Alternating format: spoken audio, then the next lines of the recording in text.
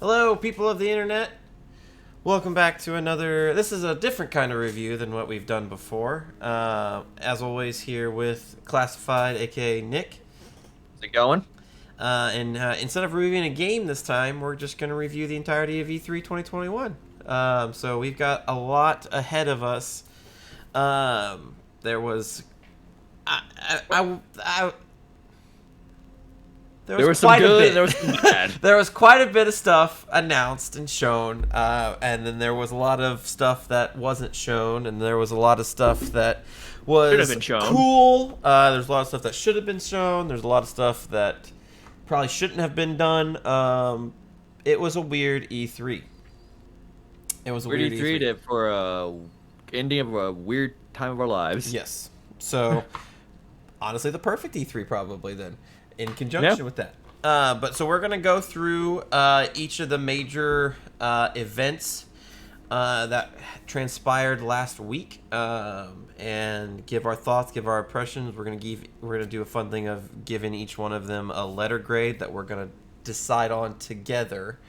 That way we have a little bit of an argument instead of just being like giving our opinions on it. So hopefully this will be a little bit more active of a video than us just praising games or not praising games in the case of World's End Club. But anyways, so yeah, we're gonna go through the major ones. There will be ones that we skip. There will be ones that maybe one of us watched, the other one didn't, so you might only get one letter grade instead of us arguing. But the big ones we both did watch. So Nick, where are we starting first?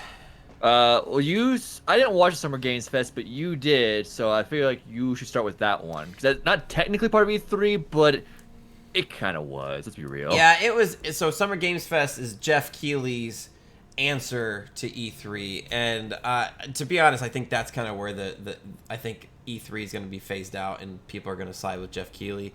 He's a nice guy. He's been in the industry for decades, and he got some big names to be a part of his presentation. So he had basically a week-long thing where he did a lot of interviews with devs and stuff, but he kicked off with a presentation where they actually made announcements, and they got some big players to show up there. I didn't realize how much power Jeff Keighley had, but he had some. I actually got Elden Ring of all things. I was thinking that was going to show up at the Xbox's conference, but just right out of the blue, nope, that's Summer Games Fest. I mean, I'm not into From Software games. I don't think neither are you. I mean, they're hit and miss for me, but yeah. You generally never are, but that's still a major title. Yes.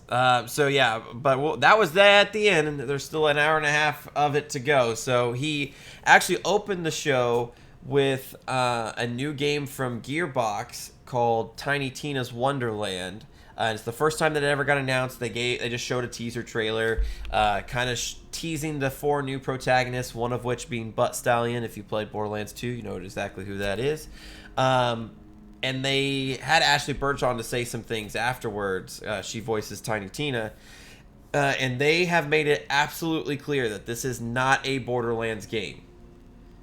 Not a Borderlands game. So they're trying to change up the formula a little bit. If you played Tiny Tina's DLC in Borderlands 2, where she's a dungeon master for a Dungeons & Dragons game, this seems to be the greater evolution of that. So you're still going to have 4 protagonists to choose from. You're still going to have the looting and shooting action, but it's probably going to be there's probably going to be a little bit more rooted in fantasy. So I'm thinking the powers are going to be more magical rather than more technical like they have in the Borderlands series.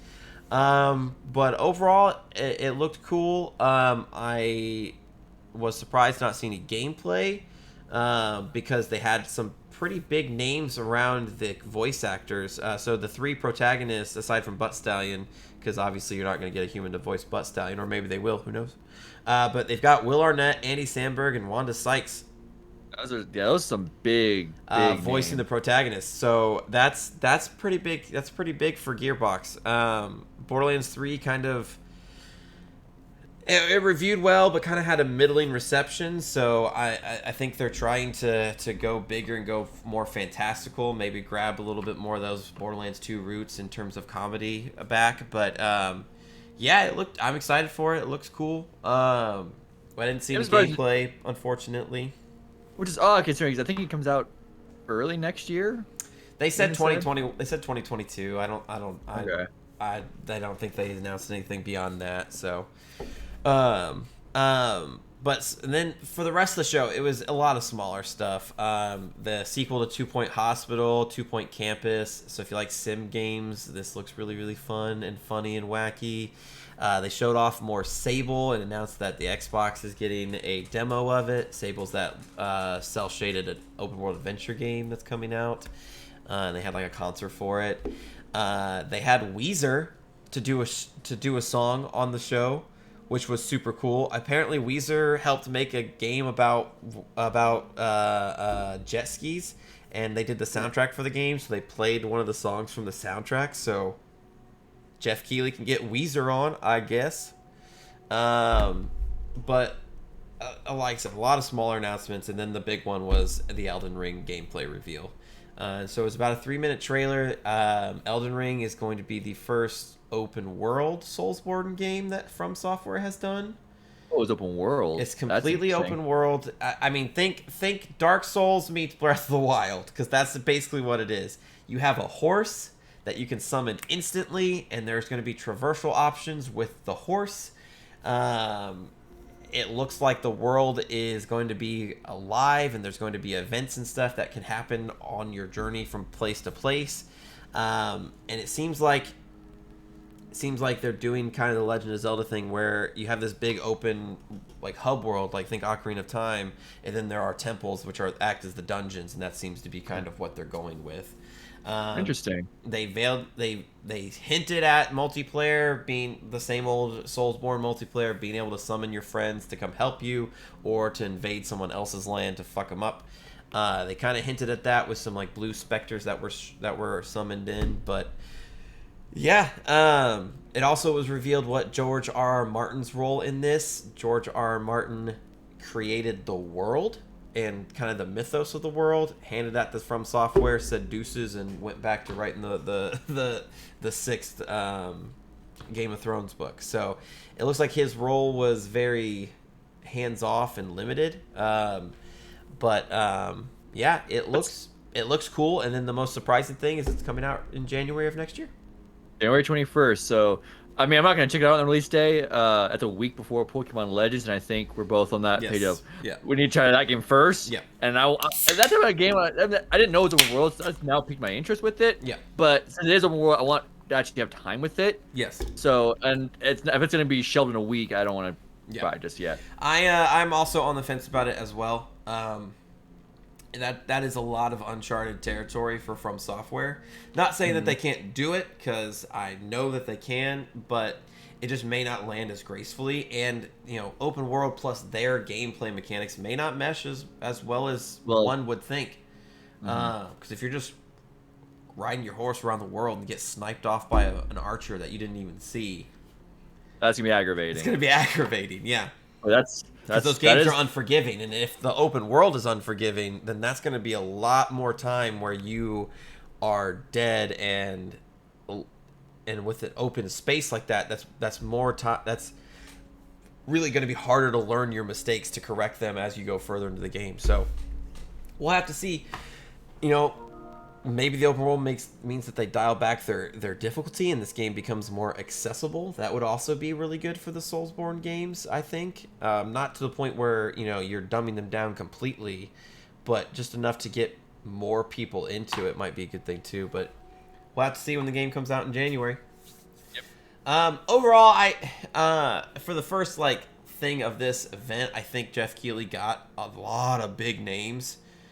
Like, you would think that From Software probably would have shown Elden Ring at Microsoft's, but they let Jeff Keighley do it. And Jeff Keighley, something I didn't even mention because I didn't think it was mentioned, but neither of us played the game, nor are we going to.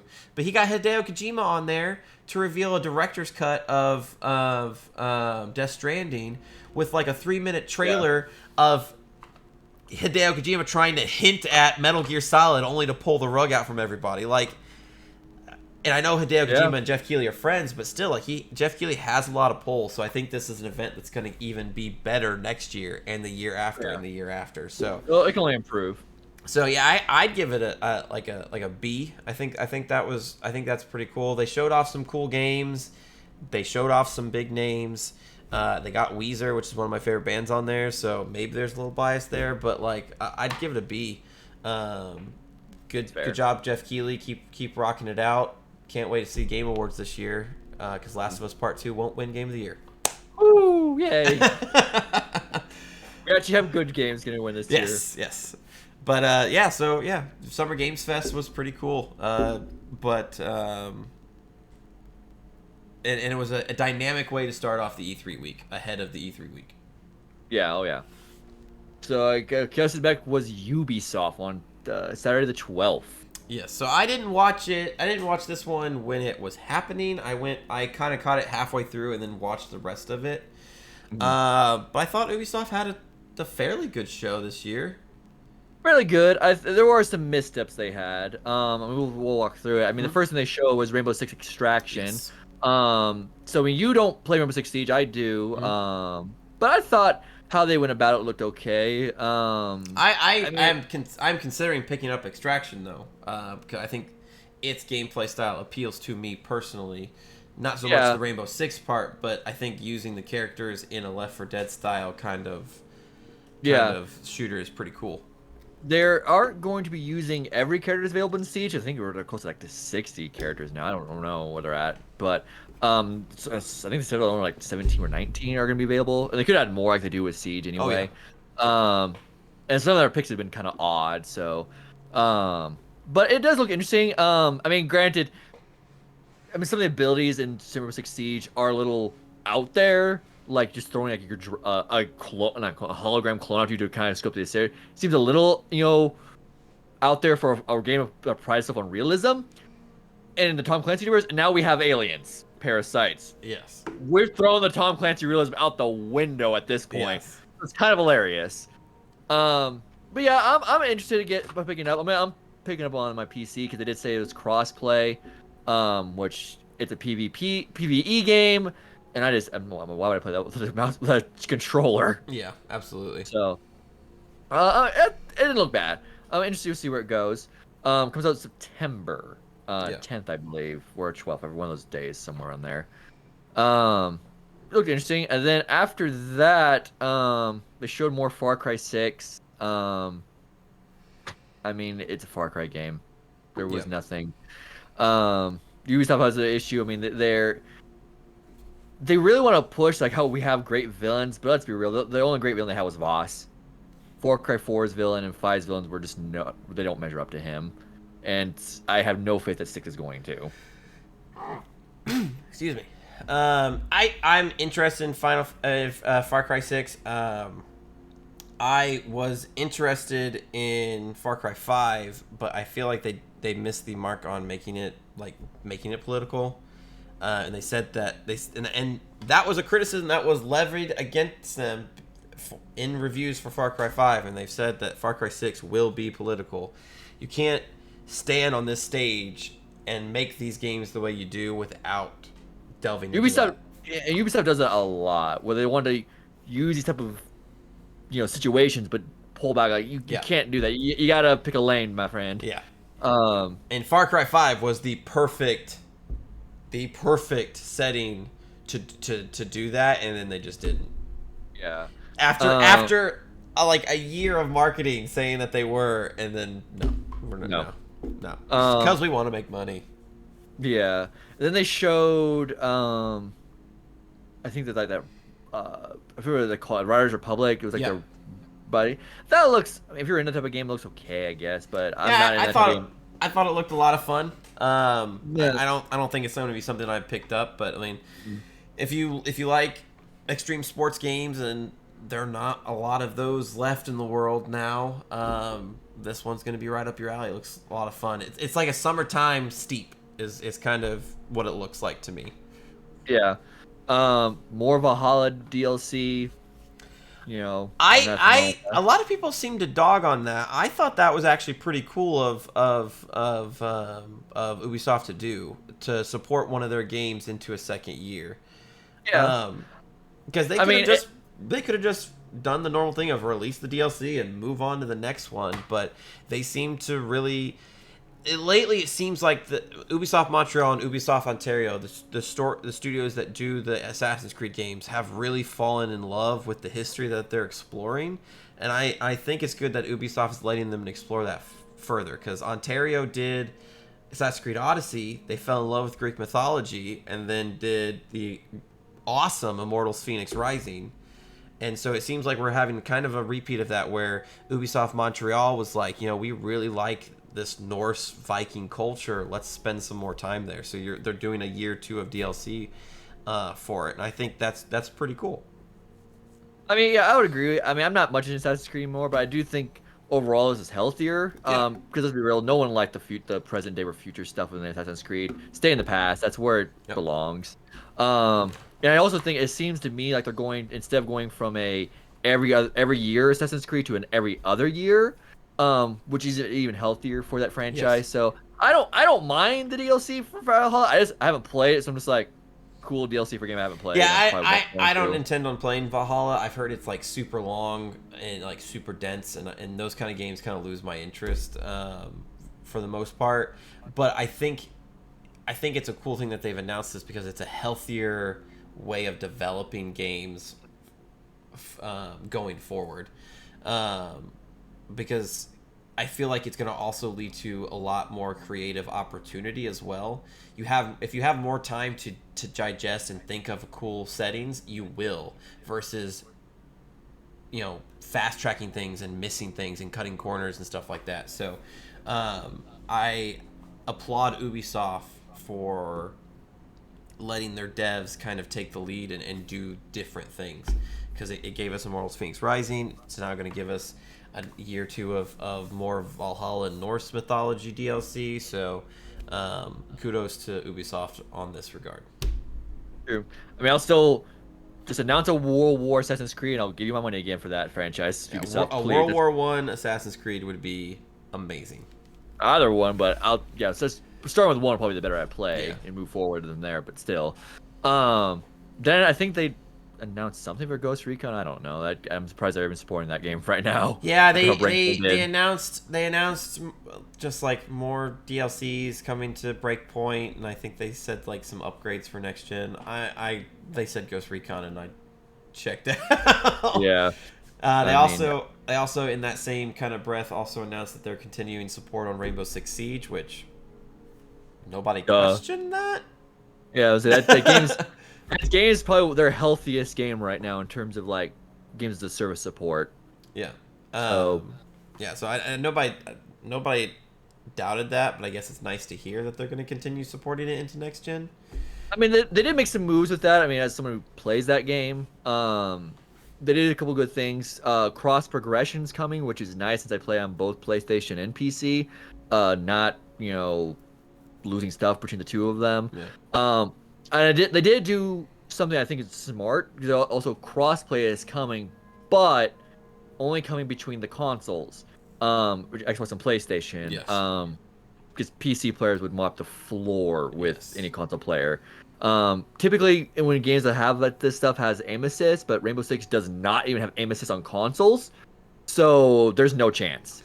Yeah, that announcement shows how in touch Ubisoft, well, the development of Rainbow Six Siege is with the communities and stuff, which is not something that you see like at all.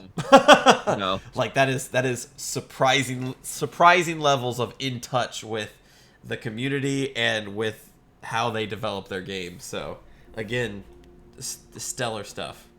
Yeah. Then after that, I think was this. It's not their fault at all. This is still the highlight of their show, but it would have been an even bigger highlight if Nintendo decided not to leak their own game.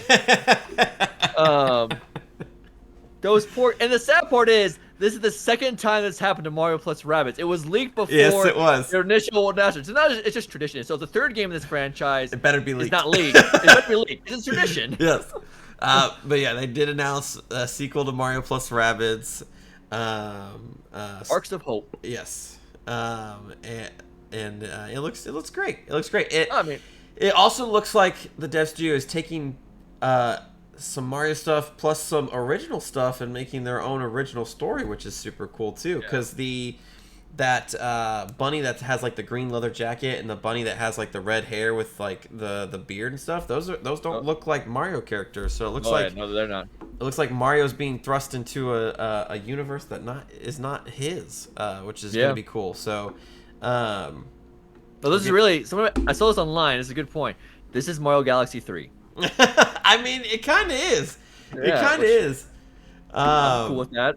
Yeah. I can't wait to see what Rosalina's weapon is, because we've seen Rabid Rosalina now, but we haven't seen actual Rosalina.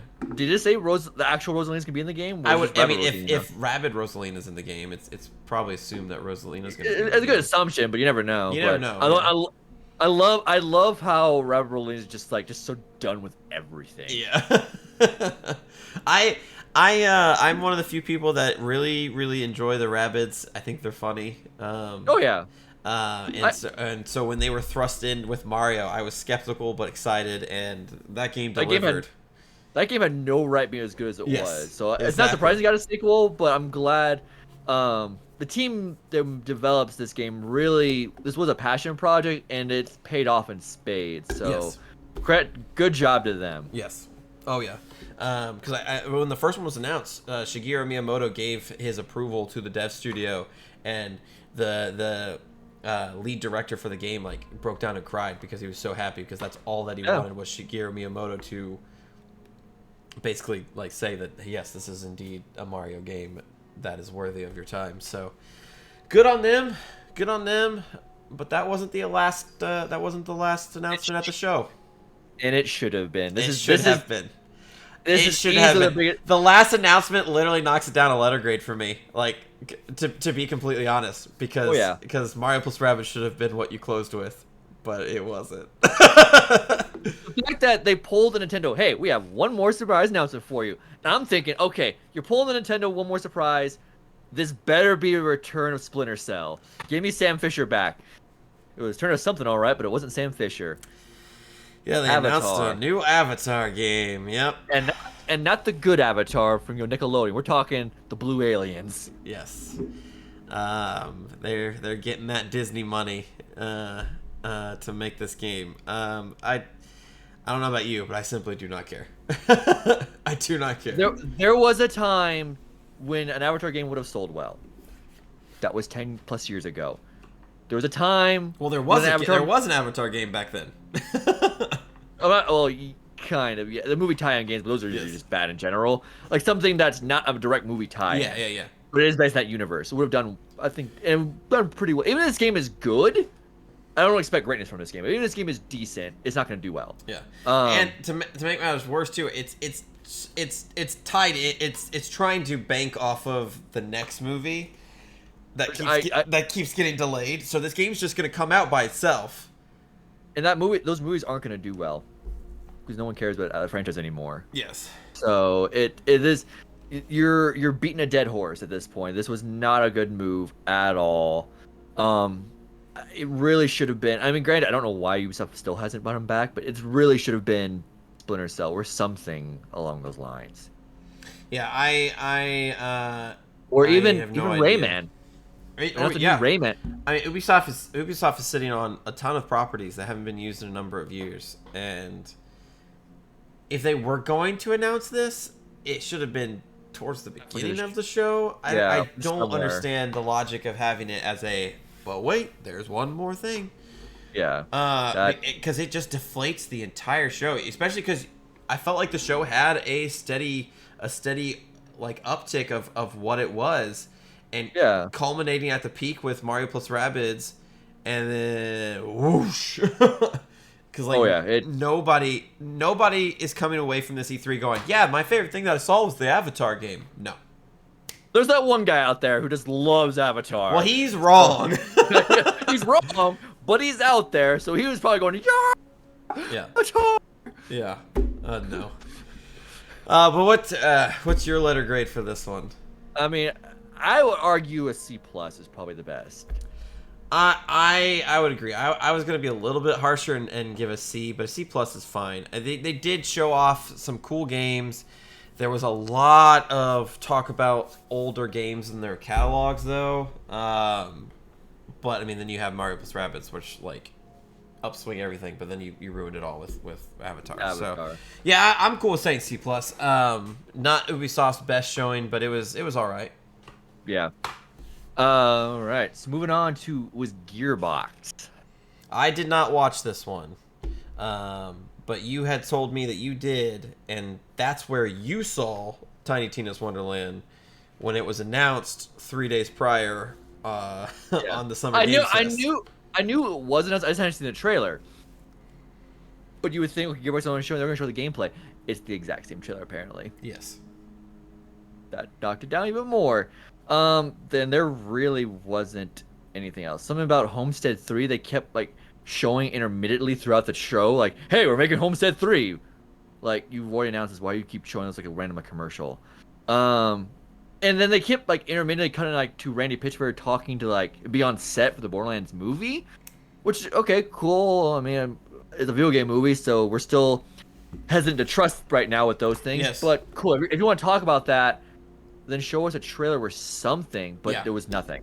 There was nothing, especially with all of the teases that Jamie Lee Curtis and stuff are and cast are putting out and stuff. I really did expect to see a trailer sometime during E3, and it just didn't happen.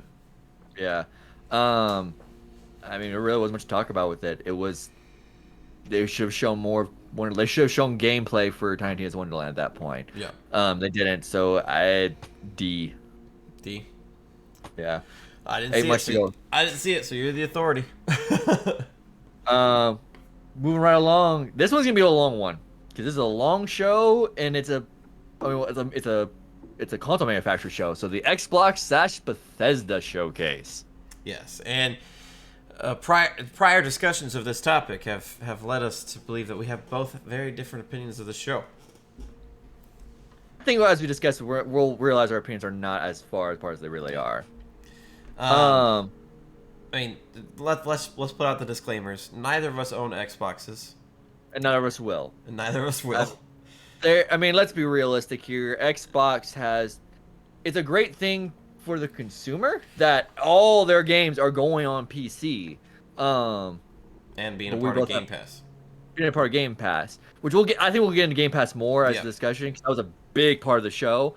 But as a platform itself, as a console, if everything's on PC, and we're both PC gamers, obviously now, why get an Xbox? Everything an Xbox can do, my PC can do better. Yep. And I can use a controller I prefer on PC with the DualSense.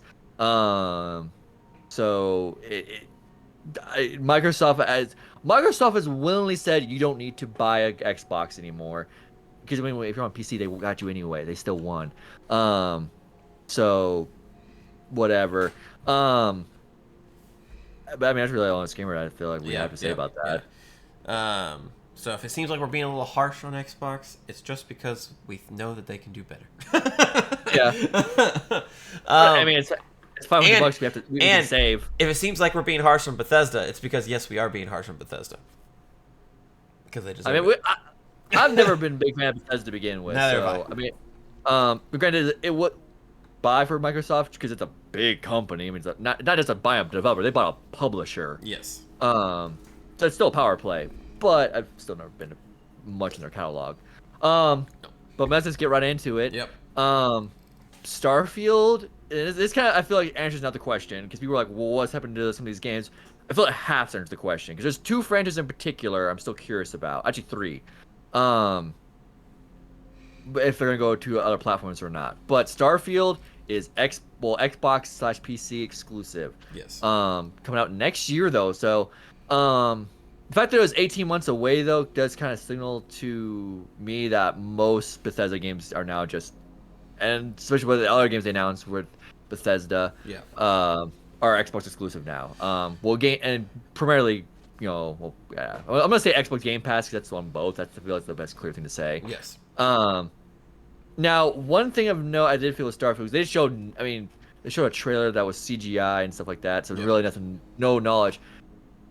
But on the trailer, it did say Creation Engine 2. Yes. So it is confirmed that is a completely new engine. So to me, it's either two things have happened. They've learned their lesson after Fallout 76, or Microsoft made them learn their lesson after Fallout 76. Either way, if it's A, I'm glad they learned the lesson. If B, I'm glad Microsoft did that. Exactly. No matter what, this is a win. The creation engine that they had been using was very old and patchworked together over decades of use. And it just needed to be replaced. So that is good. That means that Elder Scrolls 6 and the next Fallout games, when they come up, will probably be using this new engine as well. Hopefully that leads to a more stable game experience. Hopefully it also leads to the games not looking the exact same all the time. Yeah. But other than that, there really wasn't much else to say about Starfield other than its date of November 22nd, 22. Yeah. And then it is Xbox exclusive. Now, there are franchises the three franchises I'm curious that would they remain Xbox exclusive are Elder Scrolls, Fallout, and Doom. Just because those three have become a bit more larger than life. Yes. Starfield is brand new, so it can become like a Halo where this is an Xbox type franchise. The other three are beyond that now. To me, I think this signals that they will be exclusive. I think it's so too, but it wouldn't surprise me either way. Yeah. I mean, at least timed exclusive. Yeah. Yeah. Because Microsoft's got to get theirs in and get their return investment on Bethesda in some way, shape, or form. So yeah. I'm inclined to say that they will be exclusives, but I guess we won't know until those games get announced. But judging by the rest of the Bethesda catalog that was shown in this event, all of them are Game Pass and Xbox exclusives, so it really wouldn't surprise me. But after Starfield, that's when we just kind of got into a lot of what I like to call the sizzle reel games, where they just kept showing games back to back and back to back to back with very little fanfare about them.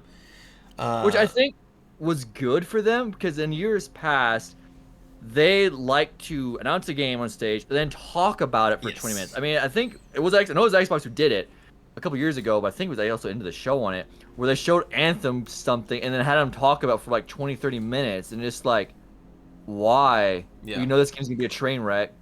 They didn't do that, so they had a couple devs talk about a couple things. Todd Howard did the introduction and then talked briefly about Starfield. The Playground Games talked about Forza Horizon 5 for a little bit. They talked about Halo for a little bit, but like it was very quick stuff, not on stage presentations that last 15 to 20 minutes. So they really did do a good job of letting the games do the talking. I just don't know, well, we'll get into that thought later, but I don't know how loud those games talked. But some of the sizzle reel games that they announced, Avalanche Studios is working on a new co-op shooter called Contraband, and they did a teaser trailer for it. Kind of looks cool. Kind of gave me like Payday vibes, where it's cooperative and you're working towards a goal. Seems to be like set in like the 1950s, 60s, like drug rings in South America. So that was kind of cool. What were some other games that they announced during this midsection of it? 12 Minutes looks real interesting. Now, granted, it's already been announced, but now we have a release date for it. Yes. But that's a pretty good cast. You have Willem Dafoe, Daisy Ridley, and William McAvoy doing the voices. So that's a pretty solid cast. So I'm interested. Yep. That was one of the highlights for last year's Xbox show. So it's good to see it get a release date this year. Yeah. I now never have played it, but it's been on my radar, and it's on Game Pass, so I should check it out. But the sequel to A Plague Tale: Innocence, Plague Tale Requiem was announced. So that looks pretty interesting. I'm not sure if you've played one of the Iridium Chronicles games, but like 2 of them were announced. Oh, which ones were they? Euden, I can't say. It's Those. Yeah, that was one of the coolest things to see at the show. They're basically spiritual successors to the Suikoden franchise, which is a JRPG franchise that like it's cult classic, but like that fan base is super passionate. So these are kind of like spiritual successors. So they're definitely on my radar to play. Yeah, that's good. What else did they announce? So, uh, the entire Yakuza franchise is on Game Pass. Yes.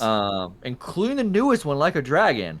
Yes. Um, so really, I have Like a Dragon on my PS5. I really need to get started on that. I need to finish that.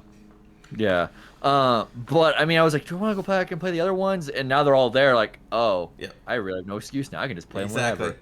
I intend on playing them on Game Pass as well because of it. That was a really cool announcement. I mean, it's literally 0 through 6, and Like a Dragon, which is Yakuza 7. So Yeah. it's the entire franchise, save Judgment. Yeah. Also, they announced that what was it? Back for Blood is going to be a day one Game Pass game. Yes. Which is interesting because Back for Blood, it's Left 4 Dead 3. Let's be realistic, because Yeah. Valve can't count.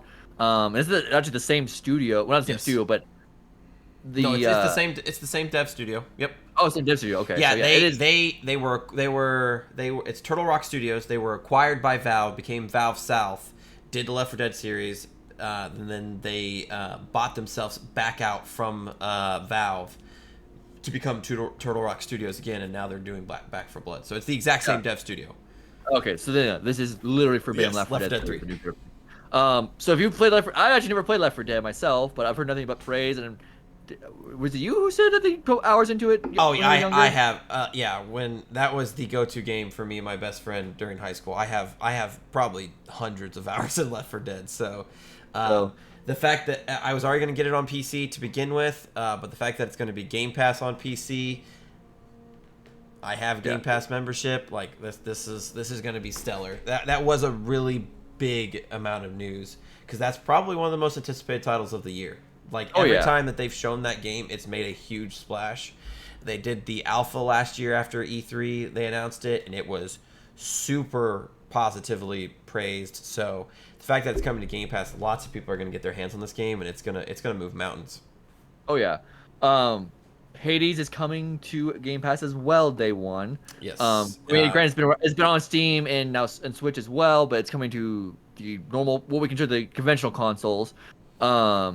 But it's going on Game Pass. Yes. So if you haven't played Hades yet, do so. Do so. Because it is easily the best roguelike out there. Yes. Yes.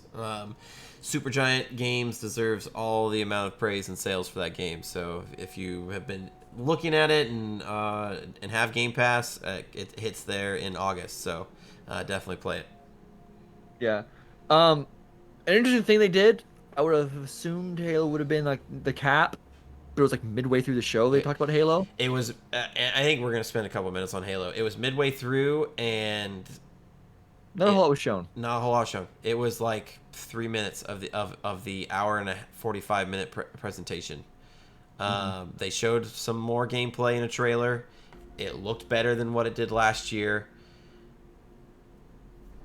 But that's it. Then they strictly went to talk about multiplayer. The multiplayer segment will be free, as they previously announced.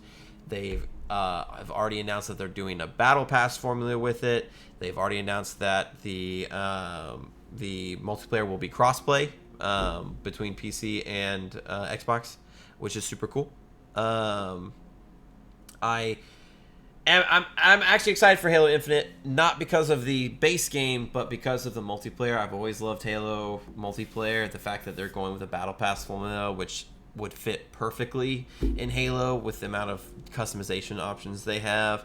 It's very appealing. I don't know how long I'll play it. I don't think it has as much staying power as something like Apex does.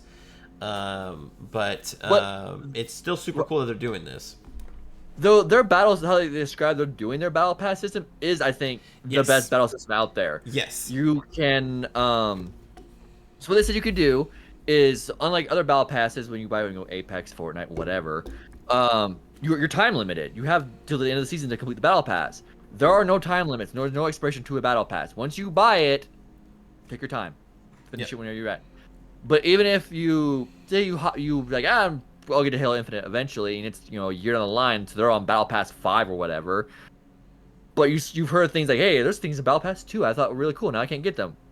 well, in Halo Infinite, you can go back and get the old battle pass and start playing with that one. You can't earn stuff for 2 battle passes at a single time, but you can flip between them as you see fit. So that is a very perfect move, I think, on their part, and I hope other developers take note of that and you're like, you know what, we'll do that too. I sincerely hope so, because I'm playing a lot of Destiny right now, and there's some things from 2 battle passes ago that I would have really liked to have that I simply cannot get. And you also play Apex too, which has a battle pass of its own. So trying to juggle all that together is time crunching. Whereas Halo's is like, take your time. Yep. I really like that. I will say that, and I think these kind of games do have a ripple effect when something becomes more interested than like their peers. Like Fortnite has a respawn feature simply because Apex has a respawn feature. So I do anticipate some people adopting this formula when Halo Infinite does come out and people flock to that multiplayer. I do think that they'll utilize some of that to bring people back. But I want to talk about the most surprising thing out of this Halo portion of it. No release date still. No release date still. They just said holiday 2021. You and I have different opinions on this, but I think it's going to get delayed again. I do not think that it's ready. They've had so many people leave the development of Halo Infinite that there's got to be some issues going on with the game development of this game. I think the holiday 2021 we're hopeful. We're hopeful. Maybe we can get it out in time, but we're not going to commit to a whole date. Because if we when we delay again, it's going to hit harder. The only thing of that is, I do think the game objectively had some issues. You don't lose 2 creative directors like that and not be issues with theirs. Exactly. So I am worried. But so far, I don't know. Multiplayer seems good. With the little bit we've seen, it seems like back to normal. At least Halo 4 style multiplayer. Some people were divisive about that. I enjoyed Halo 4's, but it doesn't look like Halo 5, which Halo 5 was just garbage. Yeah. So at least that's something. The campaign, we don't know. Maybe there was issues with the campaign. I generally don't know. So it is concerning. My thing is, why I still believe it's coming out this year is, it's already been delayed a year once. Yes. More than likely, I would imagine their competitor in Sony is going to release Horizon Forbidden West as its holiday title this year. So, and if Sony delays Horizon and really doesn't have a holiday title this year, then I could see that happening with Halo. But we've seen 15 minutes of Horizon gameplay. I don't see a reality where the Horizon doesn't release this year. Exactly. And so Microsoft being Microsoft, they can't let really the Series X's first Christmas on the market, not counting its initial release year, which is before the console itself, honestly, go without a big hitter with Halo. So I think if the push comes to shove, they will move their trillions of dollars, well, whatever they need to, and get that game out the door. It has to release. We'll see. I'm not optimistic. People leaving studios does happen, but when it's in the middle of a game dev game dev cycle, that is not a good sign. Exactly. Think about how many people left Anthem's development. A lot. And here we are. So I wish Microsoft and 343 Industries the best. I don't see how you're going to get this game out without crunching. I guess we all can't be Insomniac and release Ratchet & Clank without crunching. But I just don't see it happening. I don't see it happen. I think that game I think that game has more problems going for it than anybody knows. I think Phil Spencer's words on a podcast last week saying that, oh yeah, we have it down to a specific month, we just don't know what day yet. I think that does more for me in terms of believing that it won't come out this year than helping, because that's corporate speak 101. You never say anything bad until you have to say something bad. It's possible. No, man, I do think whenever this game releases, I'm still on the fence outside of it's probably this year. This game has to do well. Yes, it cannot have the problems it have problems. I mean, Because if it does, Xbox is already back against the wall anyways. I mean, PlayStation 5 is already millions of consoles ahead of Xbox Series X. And true. I, mean, I don't think. yes, Xbox doesn't like to talk about console sales, yada yada yada. But if you don't have the install base, Mhm. you don't have the sales. Simply put, True.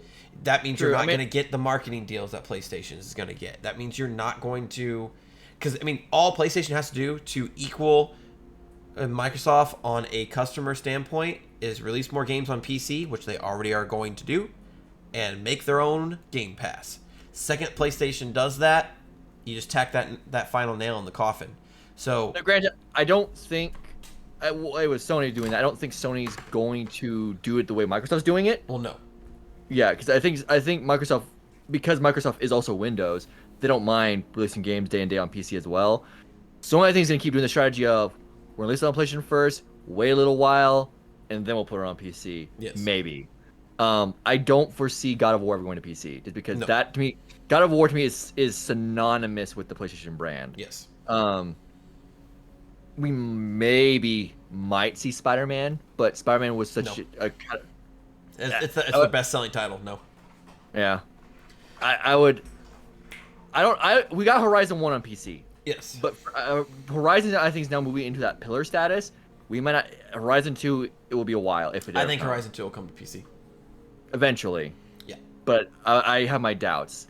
It seems so far their showing strategy is if this game either is like super brand new, like Horizon was, or struggled, like Death Stranding and Days Gone did, we'll put it on PC. Yeah. But I mean, it's still something that Xbox does that PlayStation is looking to replicate. Yeah. The factor of that is that they have a much larger install base. Yeah. So those moves are more impactful because of their large install base. And even though Microsoft doesn't care about people buying Xboxes, they still need people to buy Xboxes. So they need to start cranking out titles. You have all of these dev studios that you've purchased. No, We need to see the ramifications of that, and it needs to be positive. So 343s, you got to get Halo out the door. Coalition, whatever Gears game you're working on, better be better than 5, and it needs to get out the door on time. I don't know why it took Psychonauts 2 so long to come out, but holy crap, Double Fine, get it out. And that's our next announcement, because it's coming out in August. But I was going to say, what I meant was where I'm concerned, what wasn't all that, is with 343 specifically, Halo has to succeed. Halo 5 was abysmal. Halo 4, I think, was good, but there were naysayers to it. I think if Halo Infinite fails, I think 343 is gone. It's possible. It's possible. Because it without having Bungie, it clearly would not being Bungie anymore. If that have that kind of track record. So I'm hoping for them it's not, but I think they really needed to hop on. Yep. So yeah, I already mentioned Psychonauts 2 was also shown off and given the release date in August, which is super cool. Those games are super fun if you like platformers. I think there's really only 2 more big announcements. Playground showed off Forza Horizon 5. They did not talk about Forza Motorsports 8, so that doesn't seem like that's on the radar yet. But they did. They showed off Forza Horizon 5. Well, the Forza Horizon dev and the Forza Motorsport are 2 different devs. Yes, I know. That's what I'm saying. They didn't show anything about Forza Motorsports 8. They usually flip flop. And so they went to another Horizon over a Motorsports. So, which the Horizon games always seem more appealing to me. I've never played them. But the Horizon ones are kind of more open world and kind of just like driving around with cool cars and a cool location. And this location is Mexico. And it seems like they had quite a few location seekers like out in the field taking really good photos to recreate these environments, because they even like put up murals by Mexican artists and stuff throughout the world that they created. So it looks more Horizon, more Forza Horizon fun if you like those racing games. And then in my opinion, the coolest game that they showed off, Arcane Studios, which I think I've said for a couple years now is probably the strongest dev under Bethesda's umbrella, aside from id. Aside from id. Yeah. they showed off a new game called Redfall, which looks a lot like Left 4 Dead, but instead of zombies, replace it with every other supernatural creature. It showed him killing zombies. It showed him killing vampires. It looked really quirky and fun. All of the 4 protagonists had different powers. It's coming to Xbox and Game Pass sometime next year. Looking to steal a little bit of Back 4 Blood's thunder, I assume, or trying to take advantage of that player base that's super excited about it. But it looked pretty cool. Yeah, what I didn't interest me whatsoever. I don't know what it is. Yeah, it just cool, I guess. I honestly felt because that was their one more thing. Yes. They don't. Nobody knows how to do the one more thing. No. Only Nintendo knows it. Even Nintendo's kind of lost their one more thing luster. You know? Yeah, we'll get to that. We'll get to that. We'll get to them. I mean, I don't know. I just felt Redfall was. It was an interesting choice to end on. That is for sure. I thought it was still pretty cool. But any person from the outside looking in would be like, oh yeah, they'd end with Halo. Yeah, I was saying it should be Halo. We're at the very least at Gears. Something that is a pillar of them, but it should have been Halo, and it should have been like, if you're not gonna show the campaign like you did last year, like we're seeing like the multiplayer of Halo in action. Yeah. I definitely expected to see more gameplay from Halo, and it was one of the shortest segments of the day. They spent more time on Redfall because they showed off a huge trailer. They spent more time on Forza Horizon 5. They spent more time on Sea of Thieves than they did Halo. It was very odd. One else thing, kind of a note from this year, I forgot.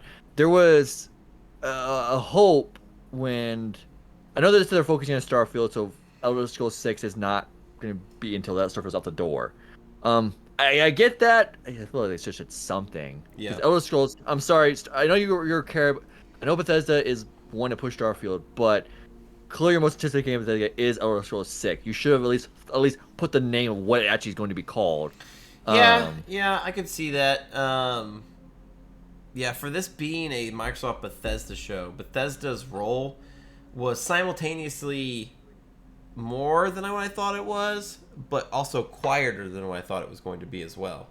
They took up a large portion of the show, but they didn't say a whole lot. Everything that they announced from Bethesda specifically was in the future, which was interesting. I think the only games that they really announced dates were for Psychonauts and Forza Horizon 5. Yeah. And Starfield. Well, yes, but let's be real. That date's not going to hold. Probably not. That date's not going to hold. Yeah. One thing I was going to say also it was disappointing, so I kind of leaned that Elder Scrolls 6 thing is they were showing a trailer and it looked like Fallout 5. Yes. And it turned out it was just an expansion for Fallout 76. Yep. It's like, that's not what you should have done. And then in other Fallout news, they announced something we didn't mention, Outer Worlds 2. Oh, yes, that was... Now, granted, they didn't show any gameplay. But that trailer was pure Outer Worlds humor. How it was just making fun of the entire thing. And goes, actually, the only thing we have got done is the logo. So, let's be real. Obsidian does Bethesda games better than Bethesda does themselves. Yes, they do. Yes. Fallout New Vegas is the best Fallout game. Outer Worlds, it was literally a Bethesda game that actually functioned. Yes. So I'm excited for Outer Worlds 2, so I will definitely be picking that up day one. Yeah. I think the most striking omission, aside from more Halo stuff for me, was no news on further collaborations with Nintendo. That was odd. We've heard all of these rumors about more Xbox games going to Nintendo, maybe even Game Pass coming to Nintendo. I didn't think Game Pass was coming to Nintendo. I'm not one of those people, but I did expect to see something along the lines of like the original Psychonauts coming to Switch, or Psychonauts 2 coming to Switch. Because I feel like that game could probably run on Switch. Something along those lines, because they've been working so closely together. Where the one thing everyone wants, just port Banjo-Kazooie over to the Switch. Yeah. Let them go home because there's one thing Microsoft has actually never done is a 3D platformer. Let them go to the house. They did. They did. Banjo-Kazooie nuts and bolts. I'm not counting that. We don't talk about that travesty. I'm just saying they did it. That wasn't even a 3D platformer of sorts. It was some sort of like a weird racing game. Yeah. There were 3D platforming parts, but yes. Yeah. Let those 2 original games go home. Yes. Yeah. So I think overall, Microsoft's message was clear with this. I mean, should they care about Xbox Series X console sales? Yes. You're still in the console. You're still making them. You should care at least a little bit. But they don't. No. Their goal is Game Pass. Yes. Which, to be fair, Game Pass is a phenomenal deal. Yes, it is. If you have both an Xbox and a PC, $15 a month, and everyone has a phone, you have $15 a month. You get Game Pass on all 3 devices. We both have PCs, so we don't really care to play on our phones. I mean, I have tried xCloud on my phone. And it's I didn't play anything intensive because I was only just using touch controls, but I played a little bit of Iconfell, which is like an indie RPG. And it's pretty cool. Yeah, it's pretty cool. But I mean, I'm playing for the $10 a month thing for just PC alone. I'm not sure. Are you paying the 15 for that ultimate everything? Mine gets provided to me. Oh yeah, that's right. That's right. I'd pay. Thanks, Xbox. I'm sorry, I'm being critical, but it's only because I know you can do better. But so it's a killer deal. All those games, there's games. I've played a couple of indie games. Well, one was an indie game. I played River City Girls recently off of Game Pass. I probably would have. It's a good opportunity because I actually really enjoyed that game.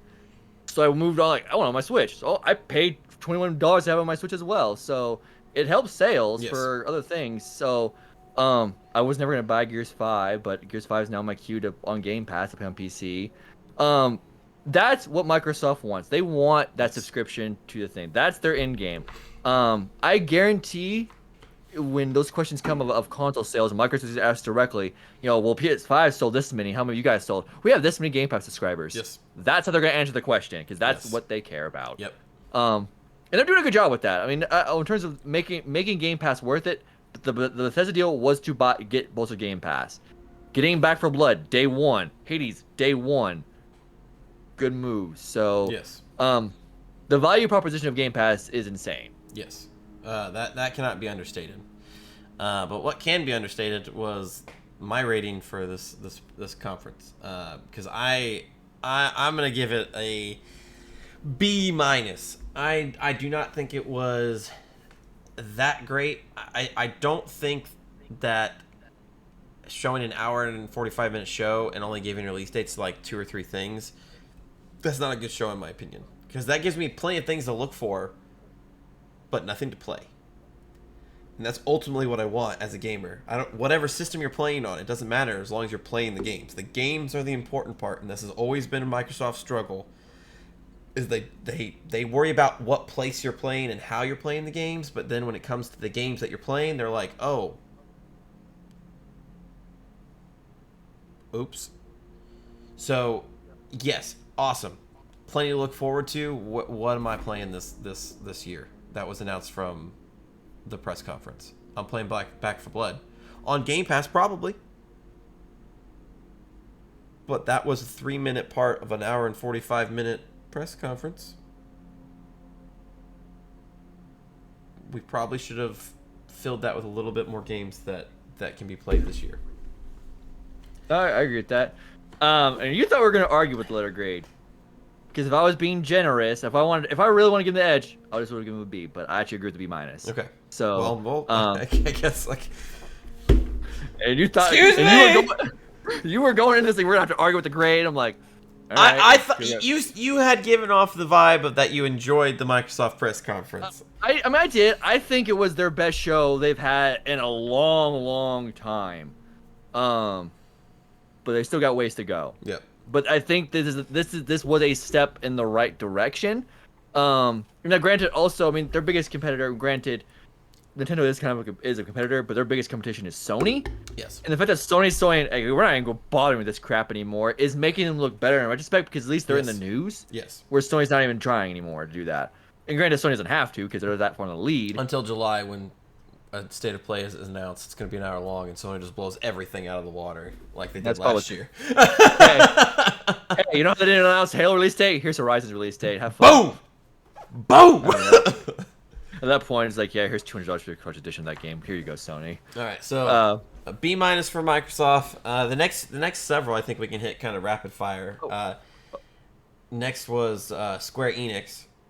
Yeah. Me and my Kingdom Hearts stuff. You can tell which one I cared about. I really liked Square Enix's showing. I think a lot of people were a little harsh on Square Enix's showing. I only liked it because of Guardians of the Galaxy, which fortunately they let off with. That's the only reason I liked it was Guardians of the Galaxy. Guardians of the Galaxy, I don't know why people are harping on it. It looks fantastic. I don't know why people are harping on the character designs. They are very, very representative of not only the MCU characters, but also the comics. I mean, Gamora's character design literally is Gamora from the comics. So, cool. The only thing I can dog is Rocket Raccoon's goatee. But even then, I'm just like, I don't really care. It's a single-player Guardians game where I get to fuck with the other Guardians. Yes. I think the complaint also is people are like, I can't play as the other Guardians. I get that complaint, but you still can control the other Guardians. You're still issuing them commands not in the battlefield, play as them. Which I think honestly is a cooler system than just being able to play with them, because that means I can work them into my combos to do cool shit without having the clunky way of switching characters and doing it. So it's a lot more active in terms of a gameplay rather than I'm shooting as Star-Lord and then I also want to shoot as Rocket, so now I have to switch to Rocket. Well, maybe the AI on Star-Lord just stopped shooting and I'm still shooting. Like it's a lot more active. It's very Platinum Games kind of style of combat where you're given every tool to keep the combos going. I mean, you're preaching to the choir. I'm just kind of playing devil's advocate a little bit.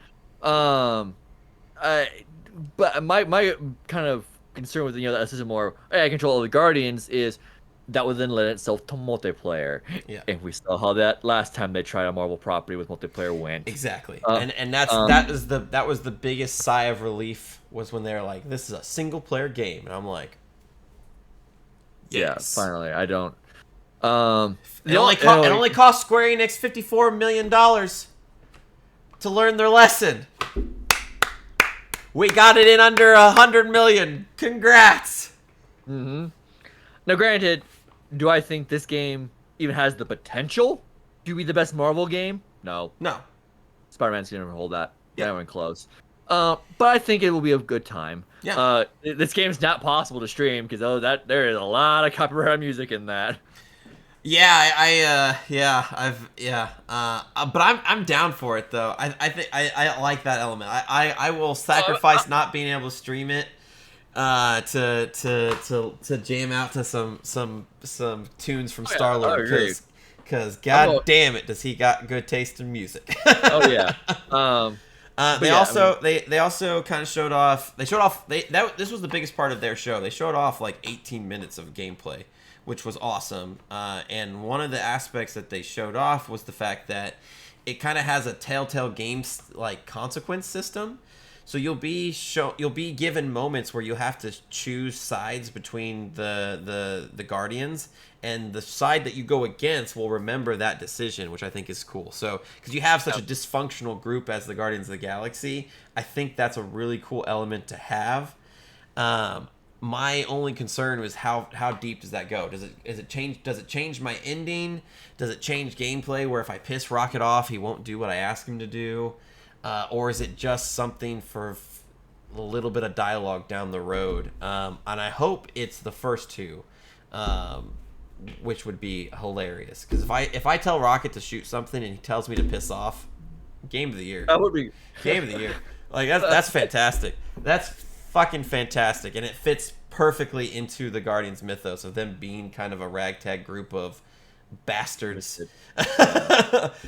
So started off super strong and just went downhill from there. But before we leave Guardians, also announced The Perfect Way. It's coming out in October. Yeah. It's coming out in October. We're gonna get to play it this year. They announced it, 4 or 5 months ahead of time. So I am super pumped for it. I can't wait to play it this year. It's going to be pretty much Metroid Dread probably right in that. So October's going to be set for me with Back 4 Blood in there. October looks great. Oh yeah. And it's also really I also was surprised to see who's developing it. It's Eidos Montreal, the same guys that do Deus Ex. So that gives me faith. It gives me faith because they're been good at. Go ahead.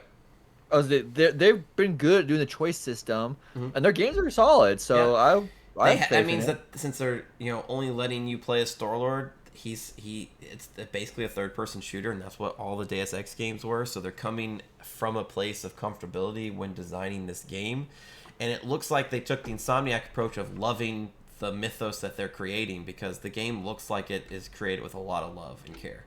On the onset. More so than Avengers. Yes, more so than Avengers. Where Avengers felt very cold and sterile, this one does seem very much alive. We love these characters. This is our interpretation built on top of that love of these characters, and we hope you enjoy it. And that's the exact approach that Insomniac took with Spider-Man. So immediately for me, like if I can draw comparisons between this Marvel game and the greatest Marvel game, you're already on the right foot. So yeah, I just hope that it sticks the landing when it comes out in October. Mm-hmm. And then Square Enix decided to take a nosedive. So speaking of Avengers, they announced more content for Avengers. For the two people who are playing it. For the two people that are playing it, exactly. I will defend this a little bit. Okay. Okay. I like how they are. So it's a Black Panther expansion. It's free. They've already said all the characters that are adding are free. But to get Black Panther, you have to play through his mini campaign. And since he's only one character, it's a single player campaign. So that's kind of cool. Well, Avengers should have been. It's what Avengers should have been, but that's kind of cool. So that's nice. I think his costume design is really, really cool. So that's nice. But what I'm defending of is when they finally do the Spider-Man one, that means I'll get to play Spider-Man by myself and then turn that game off. If they do the Spider-Man one at that point, because that's true. I fear because it may be the whole feeling I had was this is too little, too late. This game's dead. Yes, the game is dead. It may get to a point where they just pull the plug and Spider-Man never comes out because the game's just gone. That's true. But I feel like Spider-Man would probably be like the final straw type thing. Like if this doesn't succeed, then it's time to pull the plug. Oh yeah, I mean, great. Yeah, if Spider-Man does come out and the game does not even get turned around, no, there's no hope. Spider-Man is your ace in the hole. Yep. But the problem is with Spider-Man. Now, granted, when this game was coming, when the first announcement, I was on the fence of whatever. Spider-Man's locked to one platform. This game is in such a unhealthy position that it needs to be on all, but it ain't going to be. Yeah, so the fact that Sony's going to be like, Yeah, Sony's going to be like, no, it's on PlayStation, but now it's hurting them. Yes. And now it's hurting because the fact that Spider-Man is only on PlayStation, it's making that situation look even more dicey. Yeah. But, I mean, that's not a game that we play, so. Nope. Yeah. I am a Marvel super fan, and I didn't play that game. So, you done screwed up. Mm-hmm. But, so then they made the other announcement that I liked, and I can only say I liked, because I didn't love it. They announced Final Fantasy Pixel remasters, and so I guess it's light remasterings of Final Fantasies 1 through 6. And if you know me, Final Fantasy is my favorite game franchise, so I'm very excited to see these other games get some love because they're all fantastic. But unfortunately, there's a catch. The Pixel remasters are only coming to PC and cell phones. Which is just the biggest tone-deaf oversight that I think I've ever heard. How is it not on Switch? That it would literally print fucking money on Switch. Why isn't it on PlayStation?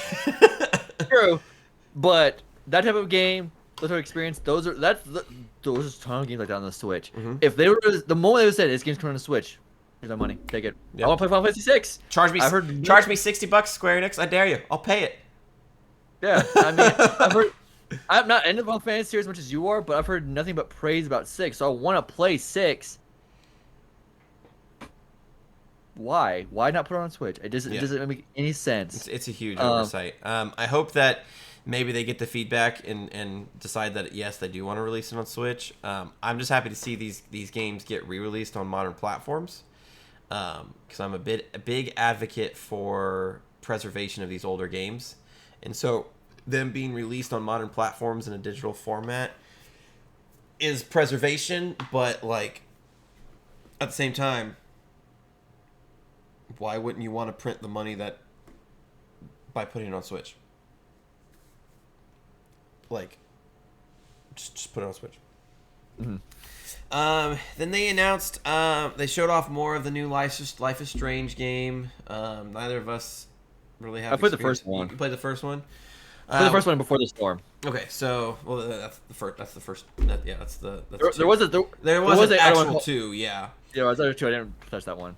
But they also announced that the new one and the first one and Before Storm are coming to Switch too, which is pretty cool. I might pick it up. I don't know. I mean, I probably won't. I guess my view on visual novels, which those kind of games kind of are, they're like old style adventure games, kind of like point and click games with like elements of visual novels. My opinion on those has changed drastically since the release of the first Life is Strange, and I've heard good things, so I might pick it up, but at this point, probably not. I mean, in fact, I didn't play the second one, but I played the first 2, so it's like, I remember one of the first 2 again. And True Colors, but I don't mind Telltale games. I actually like the Telltale style games. But it's just been so long. Yeah. And honestly, Before the Storm is not good. It's just very this game really necessary to be made. Yeah. So I'm not sure how excited I am to go into True Colors. Yeah. I think so, True Colors to me sounds like the most interesting of the Life is Strange games, in my opinion. But its concept's way better than Before the Storms. Before the Storms concept was stupid. Yeah. Because her power was just being a smart ass. Yeah. Whereas in the first ones, you could rewind time and make a different decision. That's a cool concept. It's still interesting. Ultimately, I'm glad they're on Switch though. Yeah. Those games should be okay. Yeah. And then now we're already at the end of the show. That's how short this one was. And you haven't heard me say the words Final Fantasy 16 yet, and my expression's not changing, so it didn't get announced. We did get I Want to Kill Chaos announced. Yeah, so they announced a new Final Fantasy spin-off game from Omega Force and Koei Tecmo, who do the Warriors games. So when they showed those those logos first, so I was like, all right, Final Fantasy Warriors, let's fucking go. Better be on Switch. Let's go. I want to bash people in as Warrior of Light, and then switch to Onion Knight and kill a bunch of people, and then switch to Squall and be edgy. Like, let's do it. And then I see Tetsuya Nomura's name pop up, and I'm like, oh no. What did you do? What did you do now, Tetsuya Nomura? And so then you get these 3 edgelords say, I'm here to kill chaos. And then they keep saying, I'm here to kill chaos. So what they announced, the title of it is Stranger of Paradise, Final Fantasy Origins. And if you know anything about the original Final Fantasy, the villain, his name's Garland, he's a knight, goes back in time and becomes Chaos. And your 4 Warriors of Light defeat Chaos to save the day. Fantastic. They introduce Garland again, and they introduce these 3 edgelord protagonists as the Warriors of Light. And then the main one says, I want to kill Chaos, implying that Garland is Chaos. And I just could not care less. I haven't played the demo yet on PS5 because I've heard it's kind of trash. The work now is. I don't know. I've heard like you couldn't even you download it and wouldn't even turn it on. Yeah. First, it was just the whole thing was a mess. But so what it seems like, it's not a Musou game like Koei Tecmo and Omega Force typically do. it's like a Final Fantasy Soulsborne title, which is even weirder. Also, the 3 protagonists are all just wearing black leather, and I think Tetsuya Nomura's character design skills have just gone out the fucking window. Because he also designed Noctis and the boys, and all they wore were black leather as well. So his fucking... I'm not going to get into my feelings about Tetsuya Nomura. Kingdom Hearts fan, clearly. I'm not going to get into my feelings about it. But it was such an underwhelming last announcement. Because the trailer didn't look that great. You released a demo, which is usually like a good like thing to do, because then you're getting more press. But the demo didn't work. On top of all that, your game's getting memed. And Final Fantasy 16, which is the thing that people tuned in to watch on the Square Enix press conference, was not to be seen. So they started off so strong with Guardians of the Galaxy and just plummeted into the ground at further end. Which kind of goes to your point, because we were talking about Koei Tecmo doing it. How has there not been a Final Fantasy Warriors game? That franchise lends itself to doing it. That's what I'm saying. That's when the Omega Force and Koei Tecmo logo popped up. That's why I got so excited. I'm like, oh, it's finally time. They gave Dragon Quest a Warriors game. They've given Fire Emblem and The Legend of Zelda a game. They gave Persona a game. Let's go. Final Fantasy. Give me all the protagonists and more. Give me $1,000 season pass. I don't care. There's so many goddamn characters. I'll buy them all. And no. Yeah, it's baffling. No.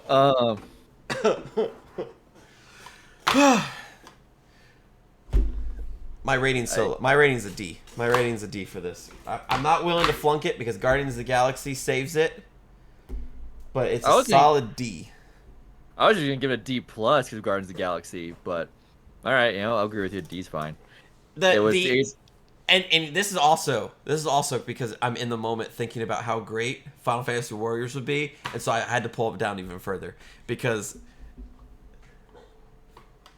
I wanted to be in the meeting, because I bet you Omega Force and Koei Tecmo were like, all right, we just released Persona 5 Strikers, it's doing well. All right, what's the next game we want to do? Tetsuya Nomura's on the phone, sir. Hey, Tetsuya Nomura. Hey, we're just talking about the next game we should do. You're legendary Final Fantasy developer. Do you think a Final Fantasy Warriors game would work? No. You want to do a Final Fantasy Soulsborne with us? What? All the characters are wearing black leather. It's based on the first Final Fantasy.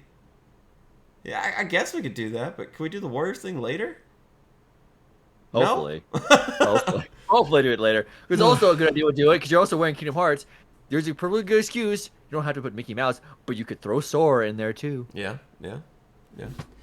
Whatever. What should have been? Take us to the ones that don't matter before we get to Nintendo. So Take-Two. Could we even call this one a press conference? None of us watched it. We knew what happened. Yeah. So this was not a press conference. This didn't need to happen. It was a 45-minute open discussion about inclusivity in games, and I agree. I agree. It's a conversation. Their heart's in the right place. Yeah, their heart's in the right place. I'm not arguing with that. Yes, I agree. But it shouldn't have happened at E3 week, especially when you, as Take-Two Interactive, have things that you can announce, like another Grand Theft Auto, or the next NBA, or the next WWE, or the new BioShock game that's been rumored. There's things they needed to do as a business to do it. So again, their heart was in the right place, but business is not. What they should have done is, if they really want to do this, which that's fine, have a normal conventional conference, and then do this later. Yeah. Or vice versa. Say, hey, this is where something we want to do, but we're gonna have the normal one later. But this is, again, who was this for? Because you had people even on their broadcast schedule. It says nothing about this as being what they're gonna do. Yeah. So you have people tuning in. Hopefully, GTA 6 is gonna get announced, and this is what they get 45 minutes of. Yeah. This doesn't help people. It doesn't help your consumer, and it doesn't help the journalists either, because they don't have. That's not news they're getting clicks on. Yeah. And it just makes you look. It makes you look bad because of the expectations of what this week is. Again, we cannot stress this enough. Their heart is in the right place. This is a conversation that is needed, especially in gaming, where whether it be the protagonists that you're seeing in games being mostly male to the gender of devs being mostly male, like inclusivity in gaming across gender and race, political views, whatever you want to judge it by, definitely does need to be talked about. But I think that our perception of this would be different if they said that that's what they're going to do. Hey, instead of showing off new games and stuff, we're going to take this time to talk about something that's really important to us and that we see as a issue in gaming. We're using this week as a way to send that message to the greatest amount of people. Come join us for it. Instead of just saying Take-Two press conference and everybody being like, oh, next NBA, the next GTA, the next WWE, I heard there's a new Bioshock. Like, there's so much expectation that they kind of put out there just by saying that they were doing a press conference and then not clarifying what they were actually doing. Unfortunately, because of that, it has to be an F. There's just no way out of that. It's you had expectations and you didn't even try. Expectations you yourself set that you didn't try to rectify. Yeah, it was just surprising. It was very tone deaf despite the positive message, which is weird. I don't even feel comfortable giving this a rating, just because it wasn't anything. Yeah, that's fair. I do think it's important to talk about it, just because I think they made people have expectations by announcing their name on the bill, but I do want to give a small kudos to them for wanting to talk about it, because I'm sure there's a lot of devs that don't even want to talk about it, or game publishers that don't even want to talk about it. But I feel like it was just the wrong time, wrong place. Capcom. Oh, Capcom. Oh, glorious, wonderful Capcom. I love you so much. You're on a roll. They're on a roll right now. But you did not need to be at E3 this year. I did not.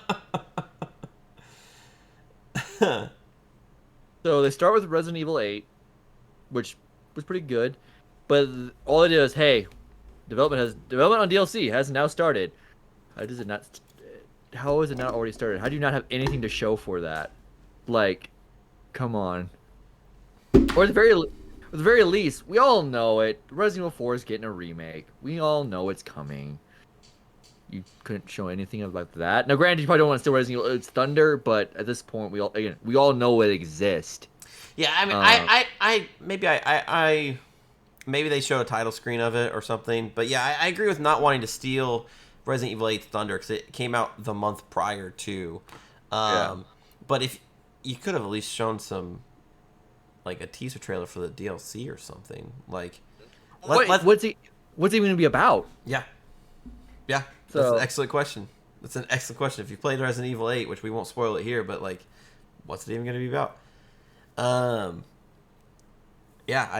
This one was also a low point of E3, just because Capcom didn't have anything, and that's such a shame, because Capcom is like one of my favorite publishers right now.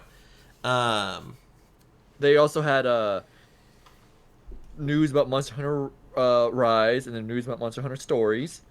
Except that news was just things that they had already announced. They showed off a new trailer for Monster Hunter Stories. But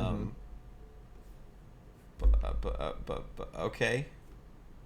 Game's coming out in 3 weeks, so awesome. After that was the Great Ace Attorney Chronicles. Now, granted, both of us love Ace Attorney. Yes. And we're both really excited for this. Yes. But there was a long trailer for gameplay for this. Let's be realistic. We both love that franchise. Yes. That is not a franchise that has very exciting gameplay. No, it is not. No, not at So all. this is not setting the world on fire at all. No. And besides, with people who do love that franchise, you don't need to show us. Yeah. Just say, hey, Ace Attorney game's coming out. Okay, here's my money. That's it. And they already did that a month ago. Yeah. So, and it was nothing new. No. I mean, no, granted, it would be like, hey, here's this. Here's also Ace Attorney 4, 5, 6 collection. Here's also Ace Attorney 7. Fine. But again, something we already knew. I would have expected to see demos for both Monster Hunter Stories and Ace Attorney at E3. And neither happened. No. So I thought that was weird. And then the biggest thing I think, honestly, was they were near the beginning of the show. They actually told, "Hey, we're gonna talk to our fighting developers." So people were kind of like, "Oh God, Street Fighter 6, where an actual Marvel vs. Capcom 4." Yes. It was just 10 minutes of talking about esports. Street Fighter 5 esports, to be exact. I mean, Infinite has an esports scene, so I feel that's kind of. Well, I was just saying, like, it wasn't like I mean, is Street Fighter 5 even at Evo this year? Yeah, it is. Okay, so It never left. like, it's such a small fan base compared to a lot of other esports out there. And not saying that that's not a good, not saying that's a bad thing. I'm just saying, like, it's weird to spend that much time on it and not have an announcement for anything new. Because basically the what they were talking about was just like, yeah, we do it. Yeah, all stuff that you didn't need it. They get the F. Yeah, genuinely, because it was nothing new. Yes. Yeah, I am willing to give Capcom the F. Maybe they would have bumped themselves into a D if they gave us a Monster Hunter Stories or Great Ace Attorney demo. I think those games both deserve demos because, excuse me, they're kind of fringe titles that you want people to try out and hopefully get them to buy. So I genuinely expected to see demo information, and there hasn't been any. So maybe you get a higher grade if you actually showed off Resident Evil 8 DLC, even if it was just a trailer. But no, there's nothing new. They're like, hey, we Resident Evil 8's out now. You can get Great Ace Attorney and Monster Hunter Stories in July. Did you know that we play Street Fighter competitively? Yeah, it's pretty dope. Have a great E3. Yeah. Yeah, that was a waste of time. They should not have been there. Yeah. Especially because Great Ace Attorney and Monster Hunter Stories, you could have showed those trailers in the Nintendo press conference the next day. And Monster Hunter Stories did have a trailer at the Nintendo press conference the next day. So even further the fact that you didn't need to do this. Mm-hmm. Yep. All right, well, that's Capcom. Well, and we've reached the apex of E3 2021. The winner. The winner. Again. Undisputed. Cannot stop them. Jesus Christ.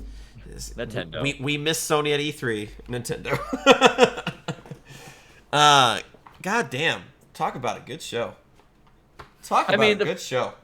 The fact that Microsoft got a B- is good for them. So it was an easy win, though. Yeah. And Nintendo still decided we could walk and still win. No, yeah, that's the thing. They literally was like, we still have more that we could fucking show, dude. This isn't even close to our final form. Like, and we're still trouncing on everyone. Like, Jesus Christ. So Nintendo, you didn't have to do it to them. But they did it to him anyway. But they did it to him. We'll walk through and then get to the letter grades. So we start off. This I think was actually the weakest thing of the thing. Yes. I say someone who plays Smash Brothers. Yes. The Tekken character, Kazuya. Dude? You're the Smash guy, so this is your territory. I might get some flack for this because some people are like really excited about Tekken. It's another fighting game character. This is not. I wanted to see someone. I really want Phoenix Wright. I know he's an obscure character, but I want him because he requires inventiveness. You have to create something out of nothing. The Tekken character is already done. Yeah. You're just ripping from one game to another. And at this point, it's not hard to do that. You could before Ryu came out in Smash 4, you could have said it's hard to move an actual fighting game character to this game. This is now the 4th time they've done it. Granted, Ken's a copy, but still. Yeah. Clearly, it's not hard. It's easy. And then now I don't know Sakurai's attachment to Tekken, and clearly Terry was an attachment. That's fine. And you could argue maybe Bandai Namco needed another rep in the game since they helped develop Smash Ultimate. Kazuya should not have been the second to last character at this point because I don't think there's a Fire Pass 3. If there were 3, they would have announced it. Yeah, they didn't. So I think Kazuya is the second to last. I don't think this is. I'm hoping the final character has some triumph and pizzazz, but this was just kind of like cool, safe pick. Yeah, and for you and I being big Ace Attorney fans, this was kind of the nail in Phoenix Wright's coffin. He's not coming. He now granted, there's a slim chance he could be the final character, but if he is the final character, even I'm saying that's not a good time for him. No, absolutely not. So, yeah. I mean, the trailer that they did for Kazuya though was fucking hilarious. Yeah, I was so confused, like Ganondorf being like, "Care, like what the heck happened to him?" And he just thrown in. And that was the first shot you saw was Ganondorf, and I immediately was like, "Oh my god, they're doing an HD remaster of Ocarina of Time for Switch," and then it went into Smash Bros, and I was like, "Oh, okay, well this is a considerably less exciting announcement than what I had thought." Now, granted, I died when he's like how with the trailer he's doing it against throwing other characters off. When he was throwing Min Min off and her arm was still stuck on the cliff, he had to kick it off. I was dying at that. Everyone hates on Min Min, but I love her. Yeah, but see, we're saying this is the weakest part of their show, but we're still finding good in it. That's how good Nintendo's press conference was. Yeah. And it just kept getting better from there. So yeah, then they hit the ground running. Well, hit the ball rolling because Monkey Ball. Yes. To 20th anniversary of it. So I mean, I really was never into Monkey Ball, but I might pick it up. I don't know. They've always looked fun. I've never played them myself. But cool. Now the next thing they announced was Mario Party Superstars. Yes. So this looks better than Super Mario Party. Uh-huh. Five boards. That's already more than the Super Mario Party had. They're boards from the 64 era, which are typically are widely considered some of the best boards in the franchise. I think 4 is the best, but I can't argue against 64. Mini games from across the franchise that some more were designed with motion controls, but you can play them with buttons now, which Super Mario Party didn't do. You had to play with motion controls. Yep. Online play across the board. Yep. So it took Super Mario Party 2.5 years to do that. This is getting out of the gate. So this game is set to succeed way more than Super Mario Party was. So I'm hoping this is a return to form for Mario Party. Yeah, and this was also a really good thing on the dev side to do to be able to turn motion controls off, because this means that this Mario Party can be played on a Switch Lite. Whereas Super Mario Party cannot because you don't have Joy-Cons. So that plus online multiplayer means that Switch Lite players won't be left out in the cold this time around. Yeah. So which is super cool. I'm excited. Yes. So next thing announced, there's a backstory to this though. This is funny. So I texted you when Monkey Ball's getting announced, going, they talk about Monkey Ball's anniversary before they even mentioned Metroid. Yep. And then they mentioned Metroid. And then they start talking about it. This is this is already the highlight of E3, the entire show.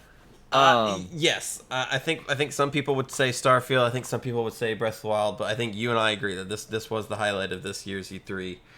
Seeing Metroid Dread in action. Yeah. So, I mean, they talk about Metroid Prime 4, say, hey, we're working on it. There's something else. And then so I'm like already at the edge of my seat at this point, like, oh god, new Metroid. This doesn't happen. And then it says Metroid 5. So which automatically goes, oh god, they're flying continue after Fusion. Finally. Yep. Yeah. And then the robot comes down, like, what's going on here? And then it says Metroid Dread, which you didn't know this, but Dread that game has been in development hell since around Fusion came out. Yes. So the fact that this game basically that one to me were like this, a friend I long thought dead texting me this, I lived. Yes. That's literally what happened. Like was. Yeah, and for me, I'm a bigger fan of the 2D Metroids than the 3D Metroids. So to see another 2D Metroid I was just over the moon happy. And Fusion's Samus your favorite. Yeah, Fusion is my favorite. And the Samus's new suit, which is very clearly inspired by Fusion, is just. Oh my gosh, I was at. Oh man, I was at work at the time, so no, I think you were at. I was at work. Yeah. I was at work. But our environments are a little different, so I mean, you probably I don't know how excited you got while you're in the store. I got very excited. Yes. I was not able to do that. I was in our break room, so I kind of had to contain myself. I'm just like, oh my god. Um. So I know, and the fact that it's coming out this year, Yeah, October. October 8th. I mean, at this point, that's more than I mean, it's gonna be in our game of the year conversation. Yes. There's no way it won't be unless it other M's it, which I don't think it will. No. Nintendo learned their lesson. Yep. So yeah, it's the same studio that did the great Samus Returns remake on the 3DS. So not only did they bring over the gauntlet counter, but there's a new slide mechanic. They already feel very comfortable doing 2D Metroid. So no, this is a win. This is a win. They could have signed off right there, and nobody would have said a word, but they kept going. But also, this Dread, I think, has the potential to be the best-selling Metroid game in existence. I think there is no doubt that it will be. We've talked about this many times previously, but the Switch is such an anomaly in terms of a console because not only is the console selling really, really well, but people are buying games up left and right for this console.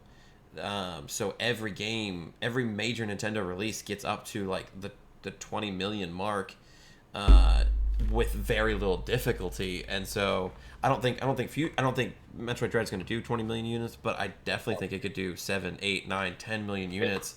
And 2.84 is the goal to beat. Yeah, so that's I'm fair to venture say they already have that down in pre-orders alone. Probably at this rate. Because I mean, Metroid Dread got so much press that it's reviving the Wii U, so people can play Metroid Fusion.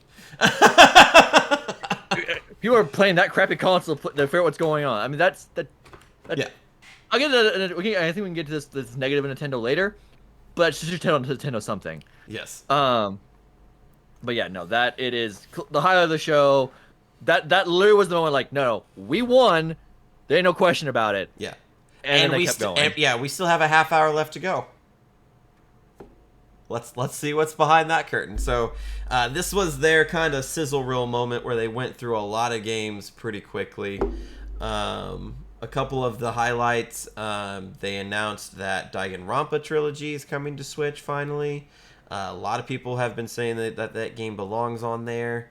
A lot of people are needing to play that game, and the Switch is kind of like the perfect opportunity to do so. But even further than that, they announced that there's kind of a new game being added to the series for this collection, which is pretty cool. Yes, which is like a board game?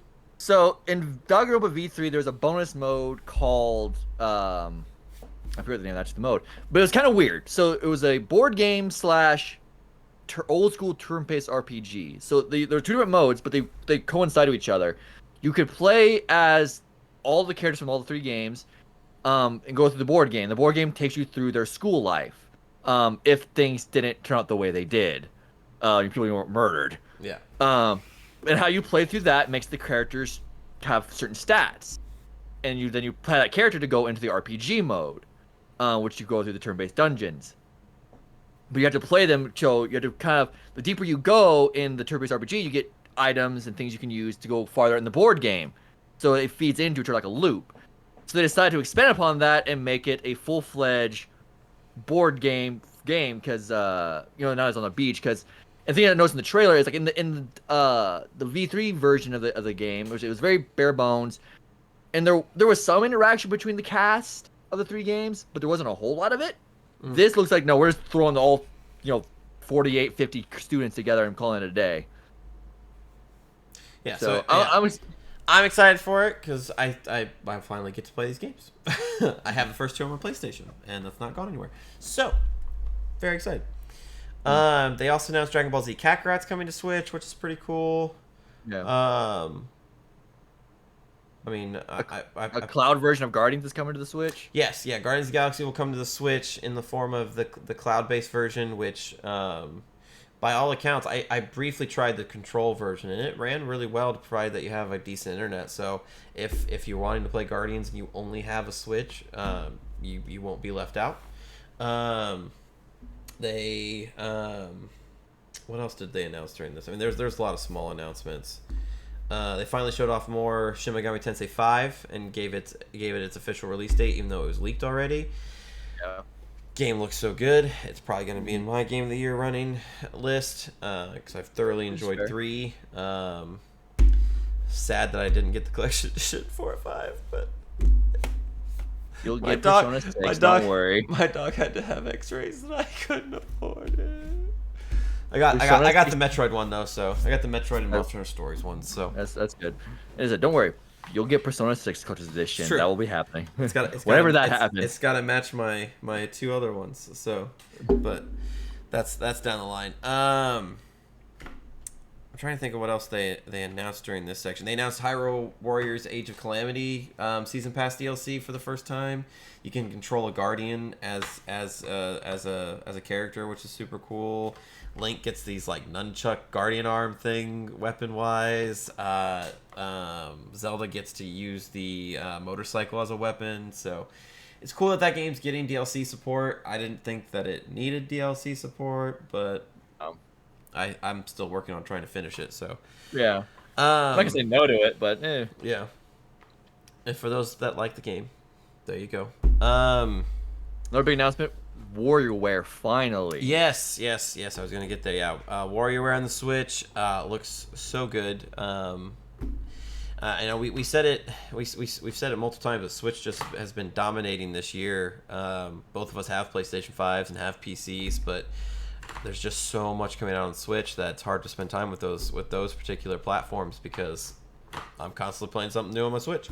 And WarioWare, I will pump a crap tons of hours into. WarioWare Touched is one of my favorite games of all time on the DS, and I cannot wait. They didn't show off like a lot of it, which is good because I want to be surprised at what the mini games do. I do hope they add a lot of mini games, like side games, like the Wii U WarioWare did, because those side games were pretty fun. But regardless, I'm just happy to have WarioWare on my Switch. So same. I never actually played WarioWare before. So oh my god, it's so much fun. They're so addicting. They're so addicting. If you gave me a copy of WarioWare Touch right now, I wouldn't play anything for the rest of the day. I would just be going to town. So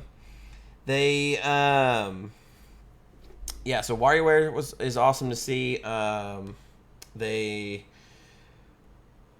trying to remember what else. There's so much in this sizzle reel that they announced.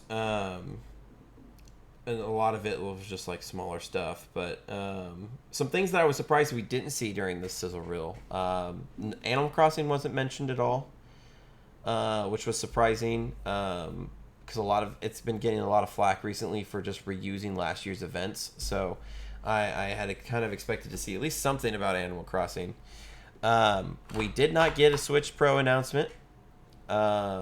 Which was that's been heavily rumored. Yeah, it was surprising. I mean, and Nintendo's at the point where they're not denying it anymore. They're just saying we're gonna announce it when we're gonna announce it. Like Doug Bowser did an interview afterwards saying, literally, we'll announce it when we're ready to announce it. Fuck off. Like, well, I don't care. We didn't announce it, so I mean, whatever, Nintendo. I mean, you're gonna do. I mean, I think we're both at the point. I mean, at least me specifically. We both say we both love our Switch. That it has more pre-orders we gotta get more pre-orders on that system than any other system. But the PS5 has shown how old that Switch is, even though it's only a few years old, because that SSD in that system is the technical gap is now widened and it's more noticeable. So to me, it's depending on what the Switch Pro can actually do. I'm assuming it's still gonna be unlike the Switch Lite, which doesn't switch. I think the Switch Pro will still switch. So I honestly with that, it's just like, okay, just tell me the price point of it, man. I'll buy it. Yep. I mean, day one, I'm not. Yep. I don't care. Yeah. It's a shame that I have my fancy new red Switch because now I can't trade in my Switch towards the Switch Pro because I'm not gonna get rid of my red Switch. But yeah, I'll just buy another Switch. It's fine. It's fine. I don't care. But yeah, moving pretty quickly through here. I don't think there was any other big announcements during this part. But they ended with Legend of Zelda. Which, not surprising. They're starting to lose touch on our one more thing.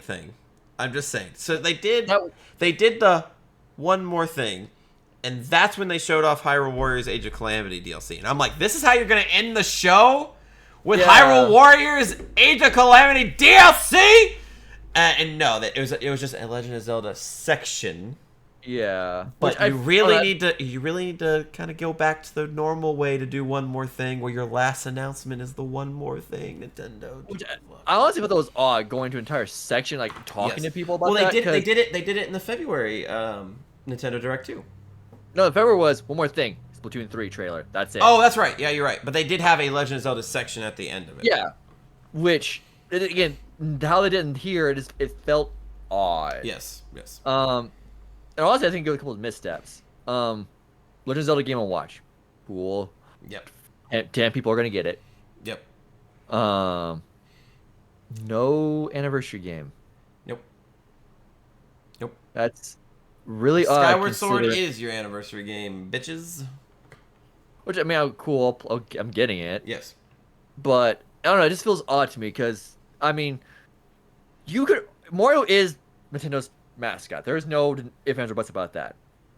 But comparing like the most like the loyalty of a fan base, the Mario franchise like fan base is not rabid whatsoever. They're like, oh, cool Mario game, I'll buy it. Exactly. Whatever.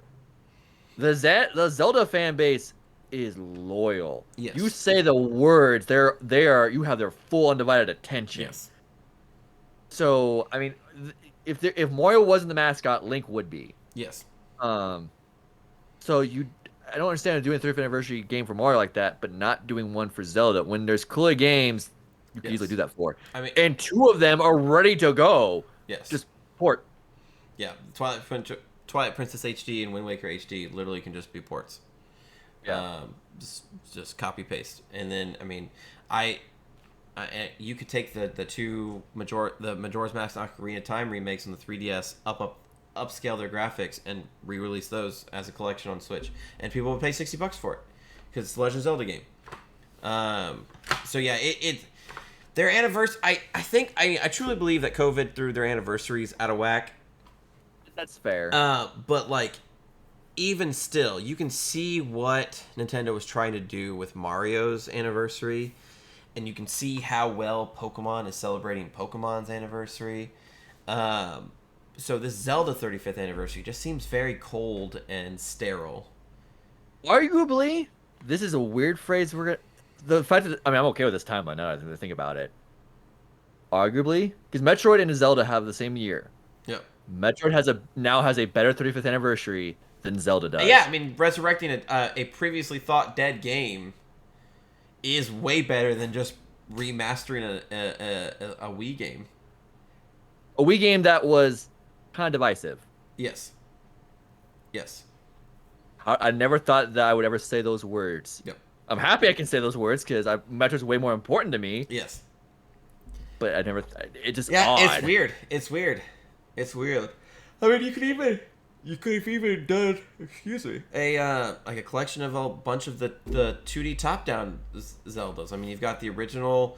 You can do like Link to the Past. You can do the original Link's Awakening. You can do Oracle Seasons, Oracle of Ages, Minish Cap. Put them all in a collection. Put a bow on them. Ship them out for $60. People would buy it. Like, it's crazy to me to think that they're really not celebrating Zelda's 35th.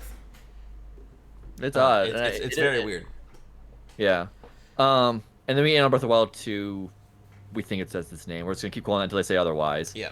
I honestly think it'll have a different subtitle. I don't think it'll be Breath of the Wild 2.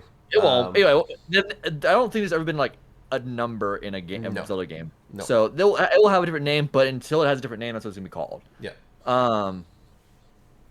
I mean, I'm excited about it. I mean, it was very by the numbers. Mm-hmm. It was very by the numbers. If you asked me before the press conference, what game do you expect to see last? Breath of the Wild 2.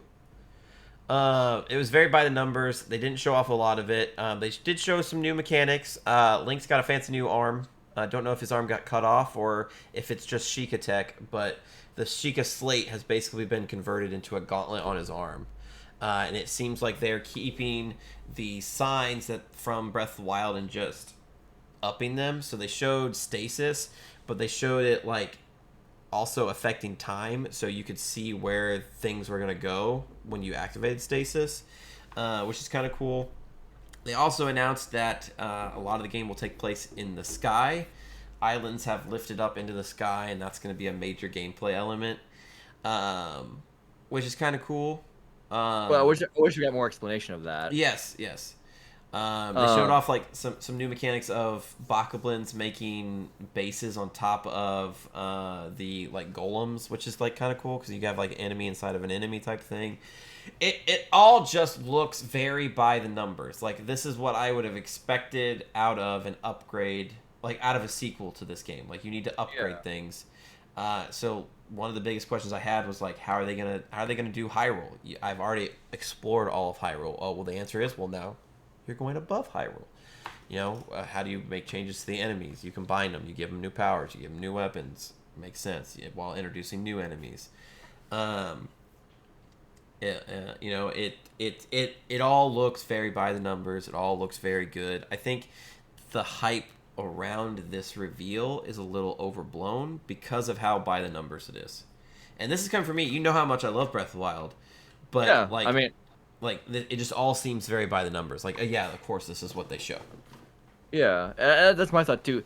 I honestly just don't think this was the type of trailer Breath of the Wild 2 needed. I think the biggest question is what's going on. Yes. You know why? Because I mean, Zelda doesn't get very many sequels, like even spiritual sequels. Majora's Mask is kind of the only one. Yeah, that I mean, well, no, that's not the only one. So Majora's Mask was a direct sequel to Ocarina of Time, in one of the timelines.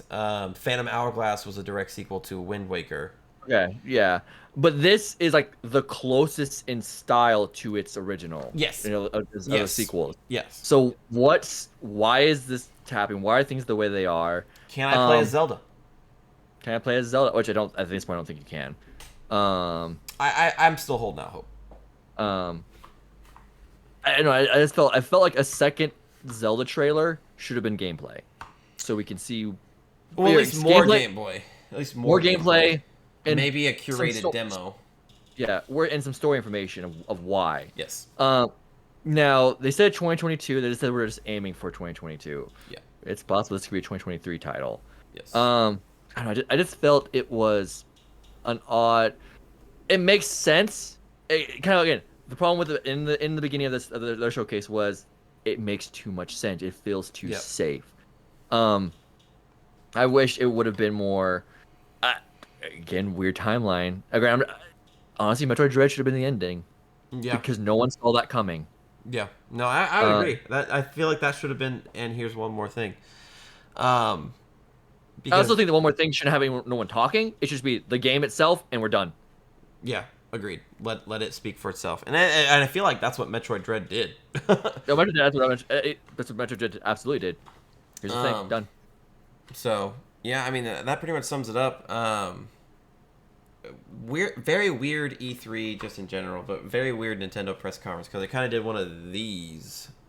Yeah. There are some things that were missing. More like, yeah, but yeah. There were some oddities. I'm glad Metroid Dreads. Yep. Prime 4 still in limbo. I mean, it's been 2.5 years since that game restarted development. I feel like you should have something to show at this point. Where the fuck's Bayonetta 3? Where's Bayonetta 3? No, I could understand Prime 4. It's been 2.5 years. COVID happened. Yeah. Okay. Where the fuck's Bayonetta 3? Where is Bayonetta 3?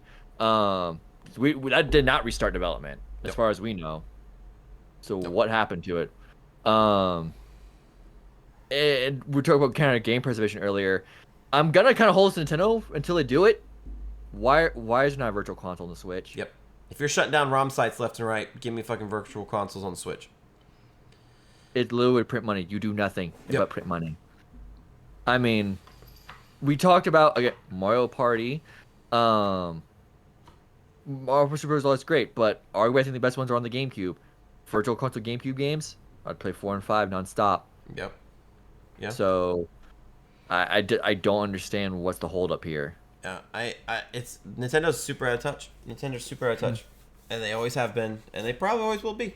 But it's really hard to stay mad at them when they throw things at us like Metroid Dread and WarioWare. It's really hard. It's really hard. All those things. Where this game? These things are by the numbers. In the end, it's still an A. Yeah, in the end, it's still an A. In the end, it's still an A. in the end, it's still an A because that's just Nintendo. You walk away having more questions than answered, but damn, the ones that they answered, happy fucking answers.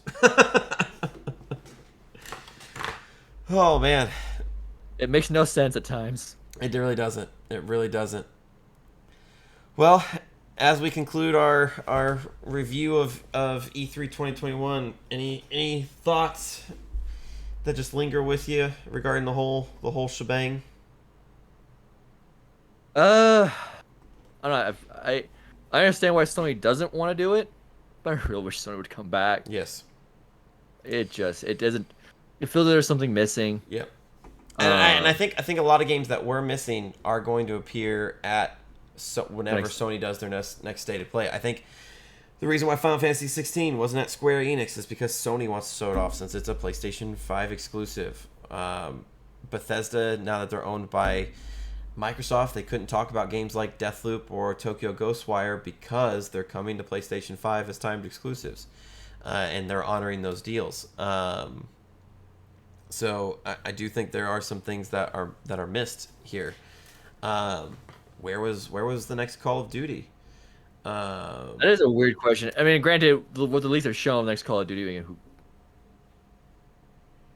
part of the next Call of Duty is Call of Duty World War II Vanguard, which takes place in an alternate World War II that never ended. So it takes place in the 50s. So it's Wolfenstein. Yeah, essentially. Yeah. But like, and like even the absence of EA is really felt too. You know, they got in on the action by announcing the cover athletes for the next Madden, but I mean, you and I play Apex. Where's new Apex news? You know, what's Respawn working on now that they got the next gen version of Jedi Fallen Order out the door? There's supposed to be a sequel in the works. Can we see that? Are you working on any other Star Wars properties? You know, It's actually hinted out they're reviving a dead franchise. yes, that's true. Yeah, they did. So, and they already have confirmed the KOTOR remakes as well. Like, where are those at? Dragon Age 4. So the companies that choose not to be here, definitely their absence is felt. So yeah, I think that's my overall sentiment as well, is like this E3 feels incomplete because we haven't heard from two big publishers, but also it didn't feel like E3. I didn't have as much hype going into it, and I don't have as much hype coming out of it as you would think that I would. I mean, I think it's the lingering effect of 2020. Yes. So 2021's might be better. I mean, 2020. We'll see. Oh yeah, 2021. Because I just said 2020. Yeah. But yeah, 2022's might be better. But we're still dealing with the aftermath of this stuff. So, heck, we might be still dealing with the aftermath of 2022, maybe. But we'll see. Yeah. I mean, I do think there are some things to learn from. I don't know what they're going to be doing. Xbox next year needs to make sure that they do a better job of showing off things, like with the Bethesda deal. Like, well, we have to see Starfield gameplay next year. There is no. Yes. Yep. I know you don't want to talk about Elder Scrolls until Starfield's out. You need to talk about Elder Scrolls and Fallout 5. Yep. Nintendo, I'm glad Metroid Dread exists. I'm happy Metroid Dread exists. I'm ecstatic. Prime 4 needs to be shown next year. Yep. Bayonetta 3. And Bayonetta 3 as well. Bayonetta 3 needs to be shown this year. Mm-hmm. There better be a direct in like September or at the Game Awards this year. Bayonetta 3 needs to be fucking shown. It'll be 5 years. No, 4 years. Hideki Kamiya, block me on Twitter, but show me Bayonetta 3 first. Give us our witch back. Yes. Yes, agreed. Well, I mean, that sums up E3 2021. Got some games, some really cool games to look forward to, but there's a lot that's unknown in the world of gaming. Hopefully, as we go through July, August, September, maybe we'll learn a little bit more. I'm sure that I know EA has something planned for July, and I'm hoping that Sony will as well. to mark the 1 year announcement of the PS5. But other than that, I mean, wait, that concludes it. Nintendo knocked it out of the park, beat down all of its competitors, and in spectacular fashion at that. They did it with one arm tied behind their back that they put it themselves. 2 arms tied behind their back. They don't have Breath of the Wild coming out this year. So they Yeah. both arms tied behind their backs. They're like, that's fine, that's cool. We got stuff. We'll still, We got we'll stuff. still. I'm sure we'll do reviews for some of these games coming out. Oh, absolutely, we will. I feel bad for any of those that are going to watch our Metroid Dread review, because I'm sure it's going to be a long one. Be a long one of two people just gushing over it. Yeah, it'll be way, very reminiscent of our Persona 5 Strikers review. Yeah, except for the fact like his game we thought was dead is now alive again, whereas Persona was always fine. Yes. Well, with that concludes this video. You'll see us back for more reviews as the year goes on. Cannot wait to see what else 2021 has in store. But until next time, we'll see you. Adios.